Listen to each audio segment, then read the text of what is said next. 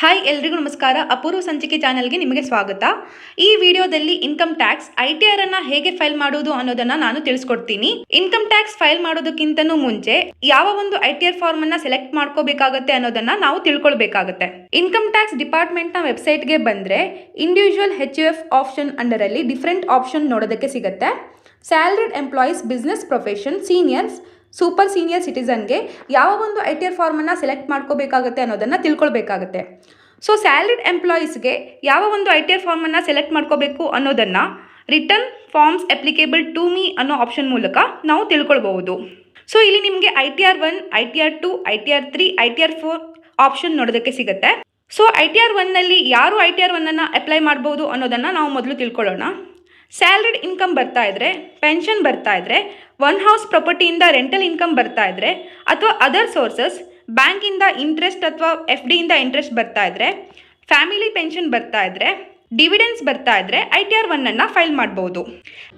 ಹಾಗೆ ನೀವು ಸ್ಟಾಕ್ ಮಾರ್ಕೆಟ್ನಲ್ಲಿ ಇನ್ವೆಸ್ಟ್ಮೆಂಟ್ ಮಾಡಿ ಅದನ್ನು ಲಾಂಗ್ ಟರ್ಮ್ ಅಂದರೆ 1 ವರ್ಷಕ್ಕೂ ಹೆಚ್ಚಾಗಿ ಹೋಲ್ಡ್ ಮಾಡಿಕೊಂಡು ಅದನ್ನು ಈಗ ಸೆಲ್ ಮಾಡಿ ಅದರಿಂದ ನಿಮಗೆ 1,25,000 ಲಾಭ ಬಂದಿದ್ದಲ್ಲಿ ಅದನ್ನು ಕೂಡ ನೀವು ITR 1ದಲ್ಲೇ ತೋರಿಸಬಹುದು. ಇದು ಸ್ಟಾಕ್ ಮಾರ್ಕೆಟ್ ಅಥವಾ ಮ್ಯೂಚುವಲ್ ಫಂಡ್ ಇನ್ವೆಸ್ಟರ್ಗಳಿಗೆ ಅಪ್ಲೈ ಆಗುತ್ತೆ. ಅದೇ ನೀವು ಶಾರ್ಟ್ ಟರ್ಮ್ ಟ್ರೇಡಿಂಗ್ ಮಾಡಿದ್ದಲ್ಲಿ ಇಂಟ್ರಾಡೇ F&O ಮಾಡಿ ಗಳಿಸಿದ ಲಾಭ ಇಲ್ಲಿ ತೋರಿಸಲು ಸಾಧ್ಯವಾಗುವುದಿಲ್ಲ. ಅದನ್ನು ITR 2 ಅಥವಾ ITR 3ಯಲ್ಲಿ ತೋರಿಸಬೇಕಾಗುತ್ತದೆ. ಅಗ್ರಿಕಲ್ಚರಲ್ ಇನ್ಕಮ್ ಅಪ್ ಟು 5,000 ಬರ್ತಾ ಇದ್ರೆ ITR 1ಅನ್ನು ಫೈಲ್ ಮಾಡ್ಬೋದು.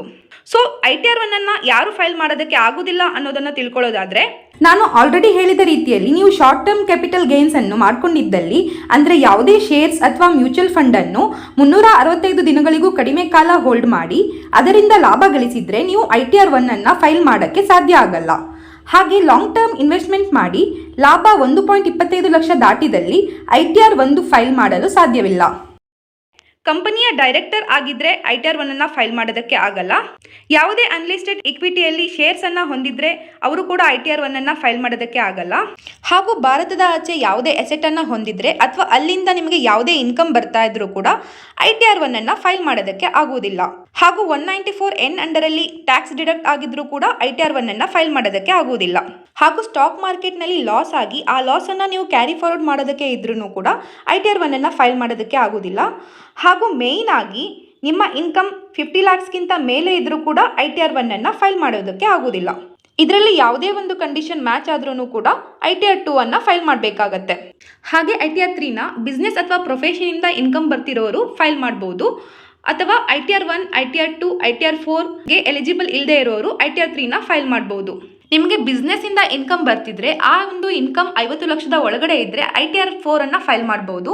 ಹಾಗೂ ಸ್ಯಾಲರಿಡ್ ಇನ್ಕಮ್ ಬರ್ತಾ ಇದ್ರೆ ಅದರ ಮೇಲೆ ನಿಮಗೆ ಬಿಸ್ನೆಸ್ಸಿಂದ ಇನ್ಕಮ್ ಕೂಡ ಬರ್ತಾ ಇದ್ರೆ ITR 4ಅನ್ನು ಫೈಲ್ ಮಾಡ್ಬೋದು. ITR 1 ಹಾಗೂ ITR 4 ನಿಮಗೆ ಸಿಮಿಲರ್ ಆಗಿ ನೋಡೋದಕ್ಕೆ ಸಿಗುತ್ತೆ.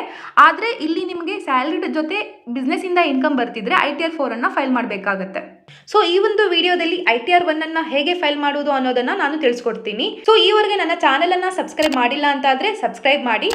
ಇದೇ ರೀತಿ ನಾನು ಇನ್ಫಾರ್ಮೇಟಿವ್ ಇನ್ಫಾರ್ಮೇಷನ್ ಅನ್ನು ನಿಮಗೆ ಕೊಡ್ತಾ ಇರ್ತೀನಿ. ಟ್ಯಾಕ್ಸ್ ಲ್ಯಾಬ್ ಅಂಡರಲ್ಲಿ ನಿಮ್ಮ ಟೋಟಲ್ ಇನ್ಕಮ್ಗೆ ಎಷ್ಟು ಟ್ಯಾಕ್ಸ್ ಕಟ್ಟಬೇಕಾಗುತ್ತೆ ಅನ್ನೋದನ್ನ ನೀವು ತಿಳ್ಕೊಳ್ಬಹುದು. ಇಲ್ಲಿ ನಿಮಗೆ ಓಲ್ಡ್ ಟ್ಯಾಕ್ಸ್ ರೆಜಿಮ್ ಹಾಗೂ ನ್ಯೂ ಟ್ಯಾಕ್ಸ್ ರೆಜಿಮ್ ನೋಡೋದಕ್ಕೆ ಸಿಗುತ್ತೆ. ಸೊ ನಿಮ್ಮ ಟೋಟಲ್ ಇನ್ಕಮ್ ಏನಿದೆ ಅದಕ್ಕೆ ಎಷ್ಟು ಟ್ಯಾಕ್ಸ್ ಅನ್ನ ನೀವು ಕಟ್ಟಬೇಕಾಗುತ್ತೆ ಅನ್ನೋದನ್ನ ನೀವು ನೋಡಬಹುದು. ಓಲ್ಡ್ ಟ್ಯಾಕ್ಸ್ ರೆಜಿಮ್ನಲ್ಲಿ 80C, 80D, 80G ಸೆಕ್ಷನ್ನ ಅಂಡರಲ್ಲಿ ಟ್ಯಾಕ್ಸ್ ಎಕ್ಸೆಂಪ್ಷನ್ ನ ಕ್ಲೇಮ್ ಮಾಡಬಹುದು. ನ್ಯೂ ಟ್ಯಾಕ್ಸ್ ರೆಜಿಮೆಯಲ್ಲಿ 75,000 ಸ್ಟ್ಯಾಂಡರ್ಡ್ ಡಿಡಕ್ಷನ್ ಇರುತ್ತೆ, ಬೇರೆ ಯಾವುದೇ ಎಕ್ಸೆಂಪ್ಷನ್ ಇರಲ್ಲ. ನ್ಯೂ ಟ್ಯಾಕ್ಸ್ ರೆಜಿಮ್ನಲ್ಲಿ ಯಾವುದೇ ಒಂದು ಡಿಡಕ್ಷನ್ಸ್ ಇಲ್ಲದೆ ಇದ್ರೂ ಕೂಡ ಟ್ಯಾಕ್ಸ್ ಪರ್ಸೆಂಟೇಜ್ ಕಡಿಮೆ ಇರುತ್ತೆ. ITR 1 ಸ್ಯಾಲರಿಡ್ ಎಂಪ್ಲಾಯೀಸ್ಗಳಿಗೆ ಆಗಿರೋದ್ರಿಂದ ಫಿನಾನ್ಷಿಯಲ್ ಇಯರ್ ಬಿಗಿನಿಂಗ್ನಲ್ಲೇ ಓಲ್ಡ್ ಟ್ಯಾಕ್ಸ್ ರೆಜಿಮ್ ಅಥವಾ ನ್ಯೂ ಟ್ಯಾಕ್ಸ್ ರೆಜಿಮನ್ನು ಮೊದಲೇ ಸೆಲೆಕ್ಟ್ ಮಾಡ್ಕೊಂಡಿರ್ತೀರಾ. ಅದರ ಬೇಸಿಸ್ನಲ್ಲಿ ITR 1ಅನ್ನು ಫೈಲ್ ಮಾಡಿ. ನೀವು ಓಲ್ಡ್ ಟ್ಯಾಕ್ಸ್ ರೆಜಿಮನ್ನು ಸೆಲೆಕ್ಟ್ ಮಾಡ್ಕೊಂಡಿದ್ರೆ ಡಿಫ್ರೆಂಟ್ ಸೆಕ್ಷನ್ನ ಅಂಡರಲ್ಲಿ ಟ್ಯಾಕ್ಸ್ ಎಕ್ಸೆಂಪ್ಷನ್ ಅನ್ನು ಕ್ಲೇಮ್ ಮಾಡ್ಕೋಬಹುದು. ಅದನ್ನು ನೀವು ಇಲ್ಲಿ ನೋಡ್ಕೋಬಹುದು. ನೀವು ಹೋಮ್ ಲೋನ್ ಅನ್ನ ತಗೊಂಡಿದ್ರೆ ಅದರ ಮೇಲೆ ಕೂಡ ಟ್ಯಾಕ್ಸ್ ಎಕ್ಸೆಂಪ್ಷನ್ ಅನ್ನ ಕ್ಲೇಮ್ ಮಾಡ್ಕೋಬಹುದು. 80C ಸೆಕ್ಷನ್ ನ ಅಂಡರಲ್ಲಿ 1.5 ಲಕ್ಷದ ತನಕ ಟ್ಯಾಕ್ಸ್ ಎಕ್ಸೆಂಪ್ಷನ್ ಅನ್ನ ಕ್ಲೇಮ್ ಮಾಡ್ಕೋಬಹುದು. ಅದರ ಜೊತೆ NPS ನಲ್ಲಿ ಇನ್ವೆಸ್ಟ್ಮೆಂಟ್ ಮಾಡಿದ್ರೆ ಅಥವಾ ಪೇರೆಂಟ್ಸ್ ಹೆಲ್ತ್ ಇನ್ಶೂರೆನ್ಸ್ ನ ಪ್ರೀಮಿಯಂ ನ ಪೇ ಮಾಡ್ತಾ ಇದ್ರೆ ಅದರ ಮೇಲೆ ಕೂಡ ಟ್ಯಾಕ್ಸ್ ಎಕ್ಸೆಂಪ್ಷನ್ ಅನ್ನ ಕ್ಲೇಮ್ ಮಾಡ್ಕೋಬಹುದು. ITR ಅನ್ನ ಫೈಲ್ ಮಾಡೋದಕ್ಕಿಂತನೂ ಮುಂಚೆ ಇನ್ಕಮ್ ಟ್ಯಾಕ್ಸ್ ಡಿಪಾರ್ಟ್ಮೆಂಟ್ನ ವೆಬ್ಸೈಟ್ನಲ್ಲಿ ರಿಜಿಸ್ಟರ್ ಆಗಬೇಕಾಗತ್ತೆ. ರಿಜಿಸ್ಟರ್ ಆಗಿದ್ರೆ ಲಾಗಿನ್ ಮಾಡ್ಕೋಬಹುದು. ನೀವು ರಿಜಿಸ್ಟರ್ ಆಗಿಲ್ಲ ಅಂತ ಇದ್ರೆ ರಿಜಿಸ್ಟರ್ ಹೇಗೆ ಮಾಡೋದು ಅನ್ನೋದನ್ನ ನಾನು ತಿಳಿಸ್ಕೊಡ್ತೀನಿ. ಸೊ ರಿಜಿಸ್ಟರ್ ಮೇಲೆ ಕ್ಲಿಕ್ ಮಾಡಿ. ಇಲ್ಲಿ ಮೊದಲನೇ ಸ್ಟೆಪ್ ನೀವು ಪ್ಯಾನ್ ಅನ್ನ ಎಂಟ್ರಿ ಮಾಡಬೇಕಾಗತ್ತೆ. ಪ್ಯಾನ್ ಅನ್ನ ಎಂಟ್ರಿ ಮಾಡಿ ವ್ಯಾಲಿಡೇಟ್ ಮಾಡಿ. ಸೊ ಪ್ಯಾನ್ ಸಕ್ಸಸ್ಫುಲಿ ವ್ಯಾಲಿಡೇಟ್ ಆಗಿದೆ ಅಂತ ತೋರಿಸುತ್ತೆ. ಇಲ್ಲಿ ನೀವು ಇಂಡಿವಿಜುವಲ್ ಟ್ಯಾಕ್ಸ್ ಪೇಯರಾ ಅಂತ ಕೇಳುತ್ತೆ, ಎಸ್ ಅಂತ ಸೆಲೆಕ್ಟ್ ಮಾಡಿ ಕಂಟಿನ್ಯೂ ಮೇಲೆ ಕ್ಲಿಕ್ ಮಾಡಿ. ಸೊ ನೆಕ್ಸ್ಟ್ ನಿಮ್ಮ last name, middle name, first name ಹಾಗೂ date of birth, gender, residential ಸ್ಟೇಟಸನ್ನು ಸೆಲೆಕ್ಟ್ ಮಾಡ್ಕೋಬೇಕಾಗತ್ತೆ. ಎಲ್ಲ ಫಿಲ್ ಮಾಡಿದ ನಂತರ ಕಂಟಿನ್ಯೂ ಮೇಲೆ ಕ್ಲಿಕ್ ಮಾಡಿ. ಸೊ ನೆಕ್ಸ್ಟ್ ನಿಮ್ಮ primary mobile number, primary email I ಡಿನ ಎಂಟ್ರ್ ಮಾಡಬೇಕು. ನೆಕ್ಸ್ಟ್ ಅಡ್ರೆಸ್ ಡೀಟೇಲ್ಸನ್ನು ಎಂಟ್ರಿ ಮಾಡಬೇಕಾಗತ್ತೆ. ಇದನ್ನು ಫಿಲ್ ಮಾಡಿ ಕಂಟಿನ್ಯೂ ಮೇಲೆ ಕ್ಲಿಕ್ ಮಾಡಿ. ಸೊ ನಿಮ್ಮ ಮೊಬೈಲ್ ನಂಬರ್ ಹಾಗೂ ಇಮೇಲ್ ಐ ಡಿಗೆ OTP ಬರುತ್ತೆ, ಅದನ್ನು ಎಂಟ್ರಿ ಮಾಡಿ ಕಂಟಿನ್ಯೂ ಮೇಲೆ ಕ್ಲಿಕ್ ಮಾಡಿ. ನೆಕ್ಸ್ಟ್ ನೀವು ಪಾಸ್ವರ್ಡ್ ಅನ್ನ ಸೆಟ್ ಮಾಡಬೇಕಾಗುತ್ತೆ. ಸೊ ನೆಕ್ಸ್ಟ್ ಇಲ್ಲಿ ಪರ್ಸನಲೈಸ್ಡ್ ಮೆಸೇಜ್ ಅನ್ನ ಎಂಟ್ರಿ ಮಾಡಬೇಕಾಗುತ್ತೆ. ನೀವು ನೆನ್ಪಿಡೋ ತರ ಮೆಸೇಜ್ ಅನ್ನ ಎಂಟ್ರಿ ಮಾಡಿ ಹಾಗೂ ರಿಜಿಸ್ಟರ್ ಮೇಲೆ ಕ್ಲಿಕ್ ಮಾಡಿ. ಸಕ್ಸಸ್ಫುಲಿ ರಿಜಿಸ್ಟರ್ ಆಗಿದ್ದೀರಾ ಅಂತ ಹೇಳಿ ನೋಟಿಫಿಕೇಶನ್ ನೋಡೋದಕ್ಕೆ ಸಿಗುತ್ತೆ. ಸೊ ನೀವು ಲಾಗಿನ್ ಆಗಬಹುದು. ಸೊ ಇಲ್ಲಿ ನೀವು ಪ್ಯಾನನ್ನು ಎಂಟ್ರಿ ಮಾಡಬೇಕು. ಪ್ಯಾನನ್ನು ಎಂಟ್ರಿ ಮಾಡಿ ಕಂಟಿನ್ಯೂ ಮೇಲೆ ಕ್ಲಿಕ್ ಮಾಡಿ. ಸೊ ನೀವು ಸೆಟ್ ಮಾಡಿರೋ ಮೆಸೇಜ್ ನಿಮಗೆ ನೋಡೋದಕ್ಕೆ ಸಿಗುತ್ತೆ. ಟಿಕ್ ಬಾಕ್ಸ್ ಮೇಲೆ ಕ್ಲಿಕ್ ಮಾಡಿ. ಸೊ ನೀವು ರಿಜಿಸ್ಟ್ರೇಷನ್ ಮಾಡಬೇಕಾದ್ರೆ ಸೆಟ್ ಮಾಡಿರೋ ಪಾಸ್ವರ್ಡನ್ನು ಇಲ್ಲಿ ಎಂಟ್ರ್ ಮಾಡಿ ಕಂಟಿನ್ಯೂ ಮೇಲೆ ಕ್ಲಿಕ್ ಮಾಡಿ. ITR ಅನ್ನು ಫೈಲ್ ಮಾಡೋದಕ್ಕಿಂತನೂ ಮುಂಚೆ 2 ಫಾರ್ಮ್ಗಳನ್ನು ನೀವು ರೆಡಿಯಾಗಿ ಇಟ್ಕೊಂಡಿರಬೇಕಾಗುತ್ತೆ. ಒಂದು ಫಾರ್ಮ್ ನಂಬರ್ 16, ಇದು ನಿಮಗೆ ಎಂಪ್ಲಾಯರ್ ಕಡೆಯಿಂದ ಸಿಗುತ್ತೆ. ಈ ಫಾರ್ಮ್ನಲ್ಲಿ ನಿಮ್ಮ ಸ್ಯಾಲರಿಯಿಂದ ಟ್ಯಾಕ್ಸ್ ಡಿಡಕ್ಟ್ ಆಗಿದ್ರೆ ಆ ಇನ್ಫಾರ್ಮೇಷನ್ ನೋಡೋದಕ್ಕೆ ಸಿಗುತ್ತೆ. ಎರಡನೇದಾಗಿ ಫಾರ್ಮ್ 26AS, ಇದನ್ನು ನೀವು ಡೌನ್ಲೋಡ್ ಮಾಡ್ಕೋಬಹುದು. ಇಲ್ಲ ಅಂತಾದರೆ ಇನ್ಕಮ್ ಟ್ಯಾಕ್ಸ್ ಡಿಪಾರ್ಟ್ಮೆಂಟ್ನ AS ಸೆಕ್ಷನ್ನಲ್ಲಿ ಇದನ್ನು ನೋಡ್ಬೋದು. ಸೊ ನೀವು ಲಾಸ್ಟ್ ಇಯರ್ಗೆ ಇನ್ಕಮ್ ಟ್ಯಾಕ್ಸನ್ನು ಫೈಲ್ ಮಾಡ್ತಾ ಇರೋದ್ರಿಂದ ಫಿನಾನ್ಷಿಯಲ್ ಇಯರ್ 2024-2025 ಅನ್ನು ಸೆಲೆಕ್ಟ್ ಮಾಡ್ಕೋಬೇಕು. ಇಲ್ಲಿ ನಿಮಗೆ ಲಾಸ್ಟ್ ಫಿನಾನ್ಷಿಯಲ್ ಇಯರ್ನ ಇನ್ಕಮ್ ನೋಡೋದಕ್ಕೆ ಸಿಗುತ್ತೆ. ಸ್ಯಾಲ್ರಿ ಆಗಿರ್ಬೋದು, ಡಿವಿಡೆಂಟ್ ಆಗಿರ್ಬೋದು, ಅಥವಾ ಸೇವಿಂಗ್ಸ್ ಬ್ಯಾಂಕ್ ಅಕೌಂಟ್ನಿಂದ ಬಂದಿರೋ ಇಂಟ್ರೆಸ್ಟ್ ಆಗಿರ್ಬೋದು, ಅಥವಾ ಫಿಕ್ಸ್ ಡೆಪಾಸಿಟ್ನಿಂದ ಬಂದಿರೋ ಇಂಟ್ರೆಸ್ಟ್ ಆಗಿರ್ಬೋದು. ಎಲ್ಲ ಇನ್ಫಾರ್ಮೇಷನ್ನ ವೆರಿಫೈ ಮಾಡಿದ ಮೇಲೆ ITR ಅನ್ನು ಫೈಲ್ ಮಾಡಬೇಕಾಗತ್ತೆ. ಸೊ ಫೈಲ್ನ ಮೂಲಕ ಕೂಡ ಇನ್ಕಮ್ ಟ್ಯಾಕ್ಸನ್ನು ಫೈಲ್ ಮಾಡ್ಬೋದು, ಅಥವಾ ಈ ಫೈಲ್ನಲ್ಲಿ ಇನ್ಕಮ್ ಟ್ಯಾಕ್ಸ್ ರಿಟರ್ನ್ಸ್ನಲ್ಲಿ ಫೈಲ್ ಇನ್ಕಮ್ ಟ್ಯಾಕ್ಸ್ ರಿಟರ್ನ್ನ ಸೆಲೆಕ್ಟ್ ಮಾಡ್ಕೋಬಹುದು. ITR ಅನ್ನು ನೀವು ಲಾಸ್ಟ್ ಇಯರ್ಗೆ ಫೈಲ್ ಮಾಡ್ತಾ ಇರ್ತೀರಾ, but assessment year current year ಅನ್ನು ಸೆಲೆಕ್ಟ್ ಮಾಡ್ಕೋಬೇಕಾಗುತ್ತೆ. ಸೊ ಮೋಡ್ ಆಫ್ ಫೈಲಿಂಗ್ ಅನ್ನು ಆನ್ಲೈನ್ ಅಂತ ಸೆಲೆಕ್ಟ್ ಮಾಡಿ ಕಂಟಿನ್ಯೂ ಮೇಲೆ ಕ್ಲಿಕ್ ಮಾಡಿ. ಸೊ ನೀವು ಆಲ್ರೆಡಿ ಫೈಲನ್ನು ಸ್ಟಾರ್ಟ್ ಮಾಡಿ ಅರ್ಧದಲ್ಲೇ ಬಿಟ್ಟಿದ್ರೆ ಸೊ ಡ್ರಾಫ್ಟ್ ಆಪ್ಷನ್ನಲ್ಲಿ ಕಂಟಿನ್ಯೂ ಮಾಡ್ಬೋದು. ಇಲ್ಲ ಅಂತಾದರೆ ಸ್ಟಾರ್ಟ್ ನ್ಯೂ ಫೈಲಿಂಗ್ ಮೇಲೆ ಕ್ಲಿಕ್ ಮಾಡಿ ಕಂಟಿನ್ಯೂ ಮಾಡ್ಬೋದು. ಸೊ ಇಲ್ಲಿ ನಿಮಗೆ ಇಂಡಿವಿಜುವಲ್, ಹಿಂದೂ ಅನ್ಡಿವೈಡೆಡ್ ಫ್ಯಾಮಿಲಿ ಹಾಗೂ ಅದರ್ಸ್ ಅಂತ ಆಪ್ಷನ್ ನೋಡೋದಕ್ಕೆ ಸಿಗುತ್ತೆ. ಸೊ ನೀವು ಯಾವುದಂತ ಹೇಳಿ ಕರೆಕ್ಟಾಗಿ ಸೆಲೆಕ್ಟ್ ಮಾಡ್ಕೊಳ್ಳಿ ಮತ್ತು ಕಂಟಿನ್ಯೂ ಮೇಲೆ ಕ್ಲಿಕ್ ಮಾಡಿ. ಸೊ ಇಲ್ಲಿ ನೀವು ITR ಫಾರ್ಮನ್ನು ಸೆಲೆಕ್ಟ್ ಮಾಡ್ಕೋಬೇಕಾಗುತ್ತೆ. ಸೊ ನಾವು ITR 1 ಫಾರ್ಮನ್ನು ಎಂಟ್ರಿ ಮಾಡ್ತಿರೋದ್ರಿಂದ ITR 1 ಅಂತ ಸೆಲೆಕ್ಟ್ ಮಾಡ್ಕೊಳ್ಳಿ. ಸೊ ಪ್ರೊಸೀಡ್ ವಿತ್ ITR 1 ಮೇಲೆ ಕ್ಲಿಕ್ ಮಾಡಿ. ಲೆಟ್ಸ್ ಗೆಟ್ ಸ್ಟಾರ್ಟೆಡ್ ಮೇಲೆ ಕ್ಲಿಕ್ ಮಾಡಿ. ಸೊ ಇಲ್ಲಿ ನೀವು ಯಾವ ರೀಸನಿಂದ ITR 1 ಅನ್ನು ಫೈಲ್ ಮಾಡ್ತಾ ಇದ್ದೀರಾ ಅನ್ನೋದನ್ನು ಸೆಲೆಕ್ಟ್ ಮಾಡ್ಕೋಬೇಕಾಗುತ್ತೆ. ಆ್ಯನ್ಯುವಲ್ ಇನ್ಕಮ್ ಬೇಸಿಕ್ ಎಕ್ಸಂಪ್ಷನ್ ಲಿಮಿಟ್ಗಿಂತ ಜಾಸ್ತಿ ಇರೋದ್ರಿಂದ ಮೊದಲನೇ ಆಪ್ಷನ್ ಸೆಲೆಕ್ಟ್ ಮಾಡ್ಕೋತಾ ಇದ್ದೀವಿ. ಕಂಟಿನ್ಯೂ ಮೇಲೆ ಕ್ಲಿಕ್ ಮಾಡಿದ್ದೀವಿ. ಸೊ ಇಲ್ಲಿ ಒಂದು ನೋಟಿಫಿಕೇಶನ್ ಬರುತ್ತೆ, ಓಕೆ ಅಂತ ಹೇಳಿ ಕ್ಲಿಕ್ ಮಾಡಿ.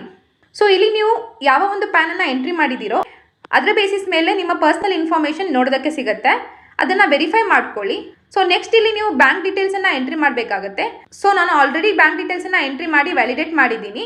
ಆ್ಯಡ್ ಬ್ಯಾಂಕ್ ಅಕೌಂಟ್ ಅನ್ನೋ ಆಪ್ಷನ್ ನೋಡೋದಕ್ಕೆ ಸಿಗುತ್ತೆ. ಅದರ ಮೇಲೆ ಕ್ಲಿಕ್ ಮಾಡಿ ಮತ್ತು ಬ್ಯಾಂಕ್ ಡೀಟೇಲ್ಸನ್ನು ಎಂಟ್ರಿ ಮಾಡಿ. ನೆಕ್ಸ್ಟ್ ಕನ್ಫರ್ಮ್ ಮೇಲೆ ಕ್ಲಿಕ್ ಮಾಡಿ. ಸೊ ಇಲ್ಲಿ ನಿಮ್ಮ ಪರ್ಸನಲ್ ಇನ್ಫಾರ್ಮೇಷನ್ ಏನಿದೆ ವೆರಿಫೈ ಆಗಿ ಕನ್ಫರ್ಮ್ ಆಗಿದೆ.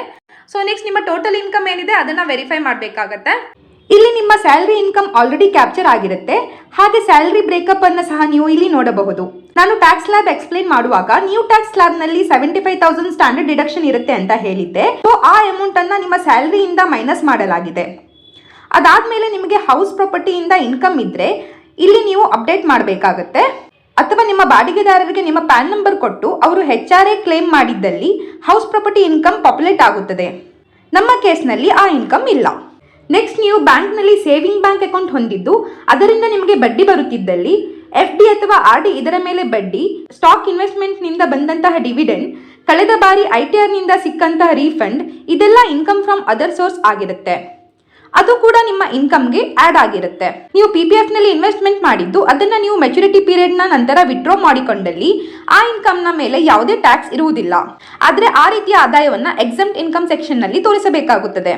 ಹಾಗೆ ನಾನು ಮೊದಲೇ ಹೇಳಿದ ರೀತಿ ಲಾಂಗ್ ಟರ್ಮ್ ಕ್ಯಾಪಿಟಲ್ ಗೇನ್ಸ್ ಇದ್ದಲ್ಲಿ ಅದನ್ನು ಇಲ್ಲಿ ಡಿಕ್ಲೇರ್ ಮಾಡಬಹುದು. ಸೊ ಟೋಟಲ್ ಸೇಲ್ ಕನ್ಸಿಡರೇಷನ್ ಅಲ್ಲಿ ನೀವು ಶೇರ್ ಅಥವಾ ಮ್ಯೂಚುವಲ್ ಫಂಡ್ ಅನ್ನು ಮಾರಾಟ ಮಾಡಿದ ಒಟ್ಟು ಮೊತ್ತ ಎಂಟರ್ ಮಾಡಿ. ನಾನು ಇಲ್ಲಿ ಉದಾಹರಣೆಗೆ 50,000 ಎಂಟರ್ ಮಾಡ್ತಾ ಇದ್ದೇನೆ. ನಂತರ ನೀವು ಆ ಶೇರ್ಸ್ಗಳನ್ನು ಅಥವಾ ಮ್ಯೂಚುವಲ್ ಫಂಡ್ ಅನ್ನು ಕೊಂಡ ಮೊತ್ತ ಎಂಟರ್ ಮಾಡಿ. ನಿಮ್ಮ long term capital gains calculate ಆಗುತ್ತೆ, ಅದನ್ನು ಕನ್ಫರ್ಮ್ ಮಾಡಿ. ಸೊ ಈಗ ನಿಮ್ಮ ಗ್ರಾಸ್ ಟೋಟಲ್ ಇನ್ಕಮ್ ಕನ್ಫರ್ಮ್ ಆಗಿದೆ. ನೆಕ್ಸ್ಟ್ ನೀವು ಟೋಟಲ್ ಡಿಡಕ್ಷನ್ನ ವೆರಿಫೈ ಮಾಡಬೇಕಾಗತ್ತೆ. ಸೊ ನಾನು ಇಲ್ಲಿ ನ್ಯೂ ಟ್ಯಾಕ್ಸ್ ರೆಜಿಮನ್ನು ಸೆಲೆಕ್ಟ್ ಮಾಡ್ಕೊಂಡಿರೋದ್ರಿಂದ ಯಾವುದೇ ಒಂದು ಡಿಡಕ್ಷನ್ಸ್ಗೆ ಎಲಿಜಿಬಲ್ ಆಗಿಲ್ಲ.